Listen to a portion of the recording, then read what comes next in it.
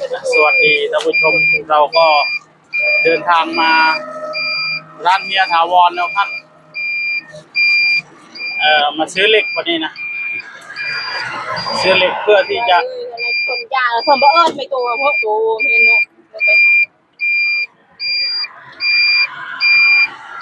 คนยาดึงจุ๊บยอยคนละดึงจุ๊บจ้ะเดี๋ยวเราไปซื้อเหล็กก่อนได้เพิ่นสิเดินหน้าเลยสิถอยหลังมุดเลย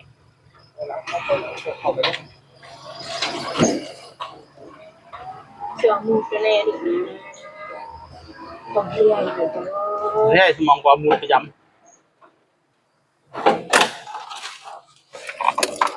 ตัวเพลงตาตากจะนู่นตัวเลยเดี๋ยวเรามาซื้อเหล็กร้านเฮียถาวรนะทุกท่าน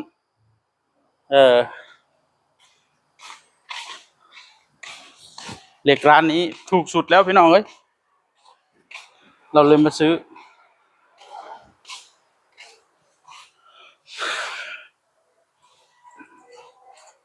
เอาไปทำประตูนะ2 เส้นซื้อเอาไปทำประตู2 เส้น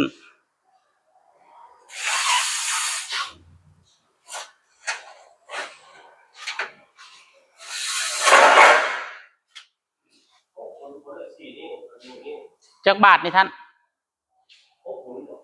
บ่ตัวนี้นะสำคัญเป็นบ่ราคาสำคัญบ่ราคาเดียวกันเอาตัวนี้แหละตัวนี้100อันนี้120อันนี้140 100ก็บ่ได้เนาะ100ตัวนี้100มันเกินแล้วมันสุด120มันนักดีก็100เลยสิเมาหมดนั่นน่ะขาดทุนอีกแล้วว่าท่านมีอยู่บ่แผ่นไม้ท่านน่ะข่อยบ่มั่นใจข่อยก็เลยไปซื้อหม้องอื่นแล้วโอ้เจ้าก็มีเจ้าก็บ่บอกข่อยเนาะซื้อมาใหม่เนาะของบ่อยู่เฮือนได้เมื่อวานจะขอไปขึ้นบ่ได้ข่อยก็ว่าเมื่อวานให้ข้างนอกอยู่เดียวบ่ได้ขายของจักมื้อใดสิได้เปิดอยู่พุ่นข่อยขี้ข้านมาพี่แล้วได้เปิดคุมื้อบ่เอาอุปกรณ์ไปนะ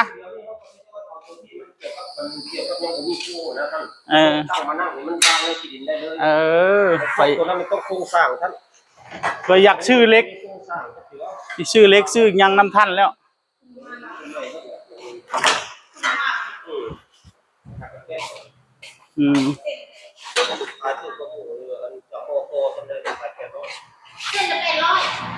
โอ้เส้นละ800แมนบ่ได้ว่าแพงด้วยเดี๋ยวนี้มันถือกว่าหมู่บ่อันท่านเอาไปซื้อหม้องอื่นมันพันขึ้นได้ท่านนี่เพิ่งเอาพวกกิโลพวกโลโกพวก4คูณ4โอ้ไป800นึงเท่านี่เฮ็ดได้ถ้าคนรู้จักเนี่ยเขาสิมาซื้ออยู่นี่ถ้าคนบ่ฮู้ก็ได้เขาก็ซื้อแต่ตามหลักการซื้อเหล็กนี่มันต้องมีกิโลเด้อครับตามหลักการแต่เขาบ่บอก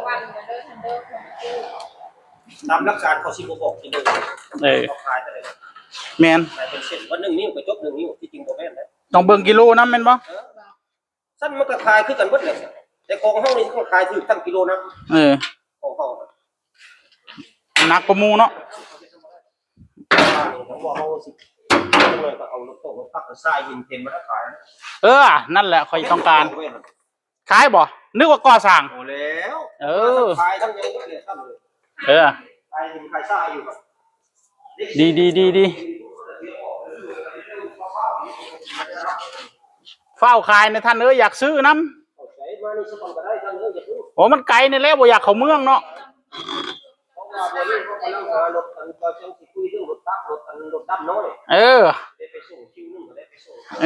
ดี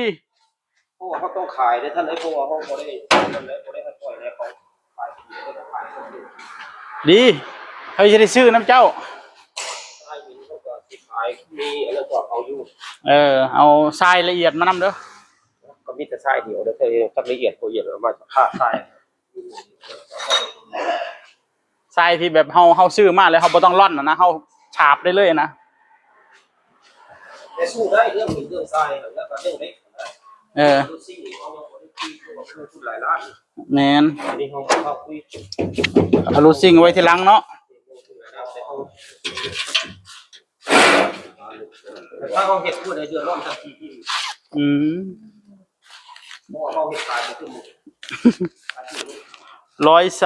240เรื่องการขึ้นสร้างนี่เป็นเรื่องแต่หมวดนี้มันเป็นหมวดยางเป็นหมวดยางไปที่ออกไปที่ต้องขนไปเดี๋ยวว่างให้มันดูดีด้วยดอกมันหลายแล้วเดี๋ยวว่างมีคนโตเลือกที่ของไร่ มีบัตรอ้วนมีสิทธิ์ของเราก็ได้ 2 ไร่บ่อยู่นั่นนึกว่าไอ้ไม่ถึงไร่ ว่าเฉพาะที่ของไร่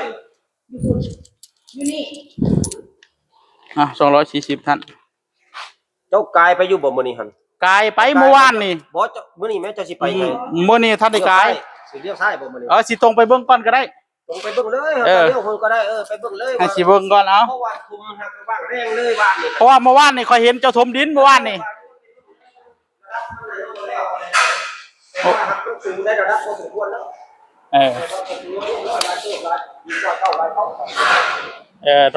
รอซื้อด้วย เอาแต่ว่าจะลืมเขียนบินแล้วนะ เดี๋ยวเขียนเอาไป240พี่น้องซื้อเล็ก2 เซนโอ้ของท่านจะบ่มีมองไว้เนาะเครื่องตัดหญ้าคือได้ออกมาข้างนอกแล้วบัดนี้ท่านเครื่องตัดหญ้าคือได้มาอยู่นี่แล้วบัดนี้บ่มันทางมันบ่แม่นหยังละทางมันแคบแล้วนี่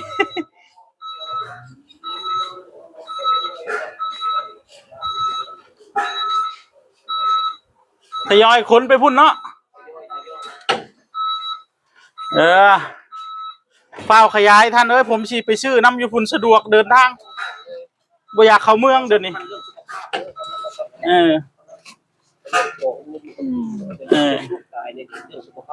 เราจะคิดลายแล้วเนาะเฮ็ดจังได๋เราจะคิดลายเนาะ สู้ต่อไปท่านเอ้ยเราต้องคิดว่าเขาคิดนั้น จะบ่เคยคิดนะบ่เคยคิดจิตทำเรียนกันตลอดชีวิตแล้วก็บ่ได้เคยคิดจิต เจ้ายังมีลูก2คนมาดูเด็กมีลูกเดียวไปตามเลยรถได้รถ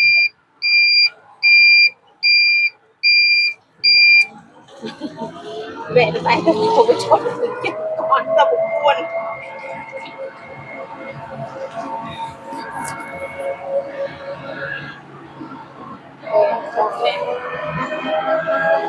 มาทอบินเจ้ามักจอยเจ้าอ้วน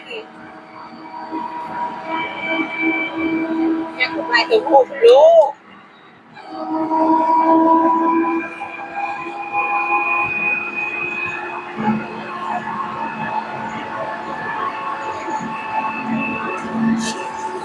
จะได้ไม่ต้องไปเบิกเขาเนี่ยเติมแรงกับลูกค้า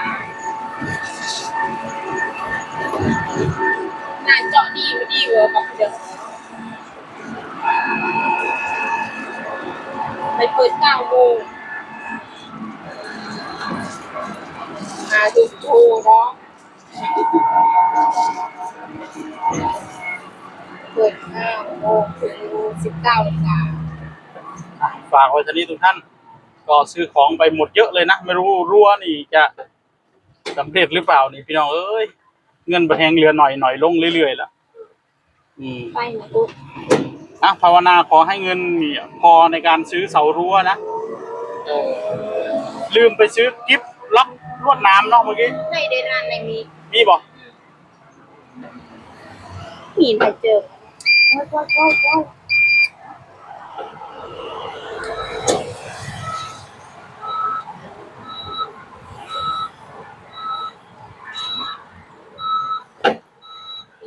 มีกิฟต์ล็อกลวดน้ำด้วยฮะ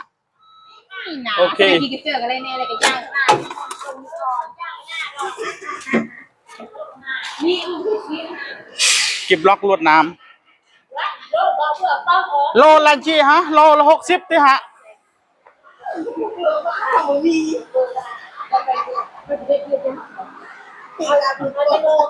อันโลจักบาท 60 บาท โลละ60 บาทเอา ว่างไปดู มันลวดหนามมันประมาณจัก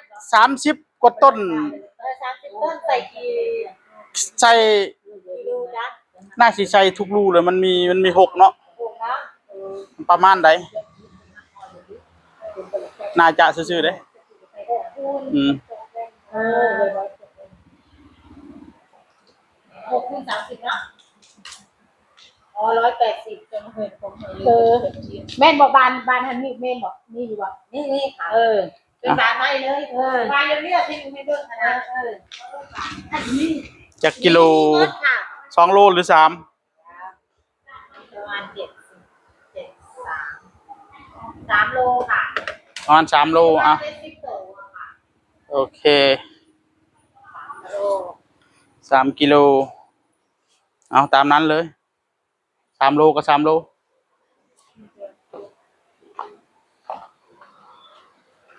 ซื้อ3 โลก่อนคลิปล็อกลวดหนาม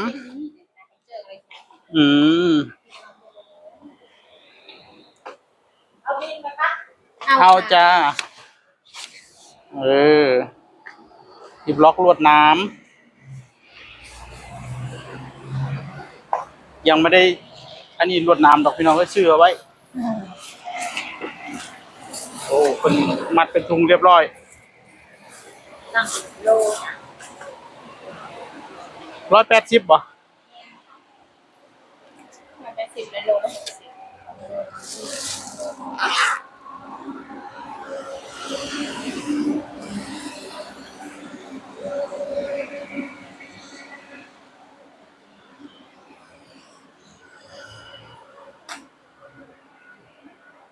บ้านละกร20 บาทจ้า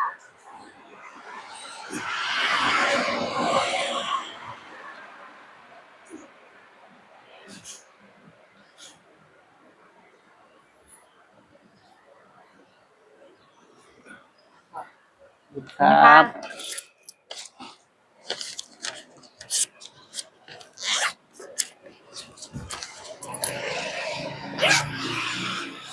ซื้อของครบแล้ว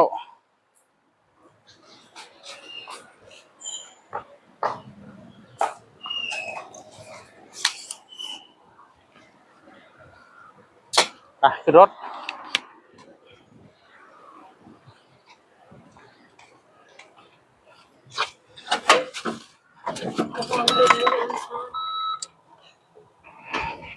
ทุกท่านเดินทาง